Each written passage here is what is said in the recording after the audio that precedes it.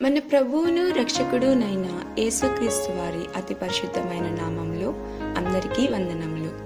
రోజుకు ఒక మిషనరీ జీవిత చరిత్రలో ఈరోజు మనం చూడబోచున్న మిషనరీ కార్ల్ ఫ్రెడరిక్ ఆగస్ గజ్లా.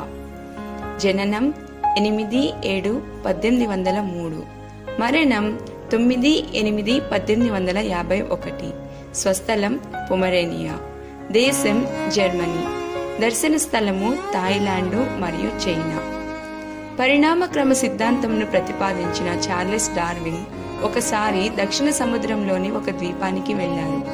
అనాగరికులు మరియు ఆటవికులైన అక్కడి స్థానిక ప్రజలను చూసినప్పుడు ఈ ప్రపంచంలో ఎవరూ ఈ ప్రజలను సంస్కరించలేరని అతను తన డైరీలో నమోదు చేశారు. అయితే కొన్ని సంవత్సరాల తరువాత అతను మళ్ళీ అదే దీవిని సందర్శించినప్పుడు అక్కడ మంచి ఆత్మీయమైన నీతితో నాగరికులు, మర్యాదస్తులు మరియు సౌమ్యులైన ప్రజలను చూసి అతను ఆశ్చర్యపోయారు.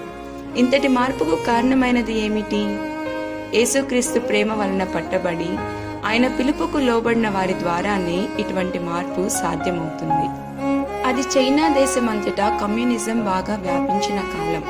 25 సంవత్సరాల వయసున్న కార్ల్ ఫ్రెడరిక్ ఆగస్ గజ్లా 1828వ సంవత్సరంలో థాయిలాండ్కు వెళ్లి అక్కడ చైనా ప్రవాసుల మధ్య సేవ చేశారు. అక్కడ అతను తన భార్య అయిన న్యూవెల్ సహాయంతో క్రొత్త నిబంధనను స్థానిక భాష అయిన సియామీలోకి అనువదించారు. అయితే అతని భార్య వారి వివాహమైన 2వ సంవత్సరంలోనే ప్రసవ సమయంలో కన్నుమూశారు. కార్ల్ యొక్క భారం మరియు అతని దర్శనం చైనా ప్రజల కొరకే.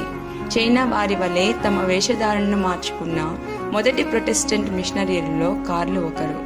అంతేకాకుండా అతను వారి పద్ధతులను కూడా అలవర్చుకున్నారు.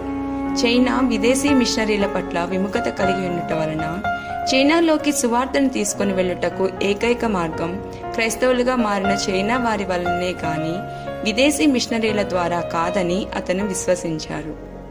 కాబట్టి చైనా దేశంలోకి వెళ్లి సువార్తను ప్రకటించగలిగినట్లు కొంతమంది చైనా దేశపు వారిని సువార్థికులనుగా నియమించి వారికి శిక్షణ ఇచ్చుటపై తన దృష్టిని కేంద్రీకరించారు.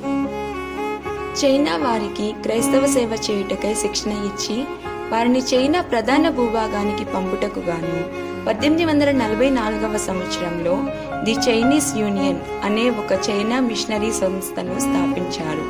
అతను చైనా భాషలోనికి బైబిల్ తర్జుమా చేయబడటంలో కూడా పాలు పంపులు కలిగి ఉన్నారు.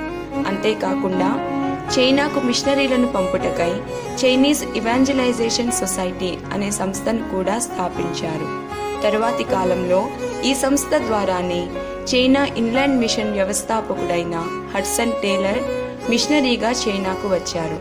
అతను గజ్లాఫ్ గురించి చైనా ఇన్లాండ్ మిషన్ యొక్క పితామహుడు అని పేర్కొన్నారు. 48 సంవత్సరాల వయసులో మరణించిన కార్ల్ గజ్లాఫ్ చైనాలో గొప్ప ఆత్మీయ ఉజ్జీవం సంభవించుటకు కారణభూతులు అని చెప్పవచ్చు. ప్రియమైన వారలారా, క్రీస్తుని ఎరుగని ప్రజలను కనుగొని వారిని ఆయన యొద్దకు నడిపించుటకు మీరు సిద్ధంగా ఉన్నారా? ప్రభువా, నీవు నాకు అప్పగించిన పరిచర్యను యథార్థముగాను నమ్మకముగాను చేయుటకు కృపను అనుగ్రహించుము.